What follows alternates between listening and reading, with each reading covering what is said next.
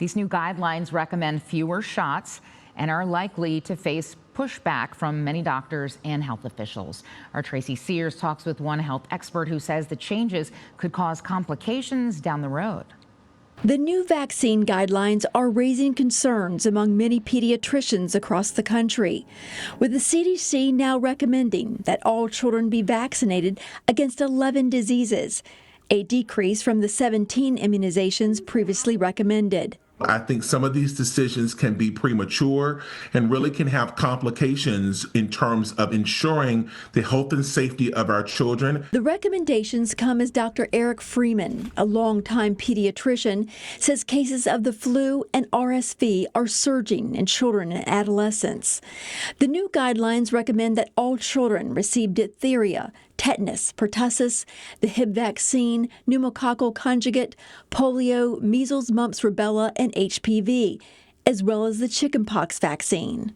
In a second category under the new guidelines, it's recommended that only children in high-risk categories receive immunizations for RSV, hepatitis A and B, dengue, and meningococcal disease.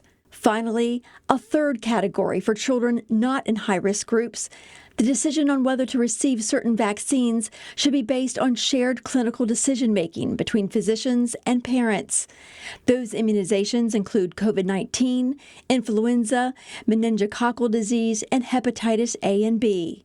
One thing that really alarms us is these new recommendations from the CDC are not based on any new science. There has not been any new research or evidence-based literature that has been used as the predicate to change these recommendations. U.S. Secretary of Health and Human Services Robert F. Kennedy said in a statement that Monday's announcement protects children, respects families, and rebuilds trust in public health.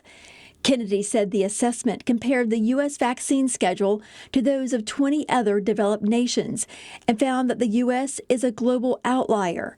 The American Academy of Pediatrics has disputed that, saying the long-standing U.S. recommendations are largely similar across developed countries, with some variants due to factors like disease threats, demographics, and healthcare systems. The current recommendations that we see really mimic many of the recommendations in Denmark. However, I think it's important to highlight that it is really difficult to compare the United States and the needs of children here with the children in other countries.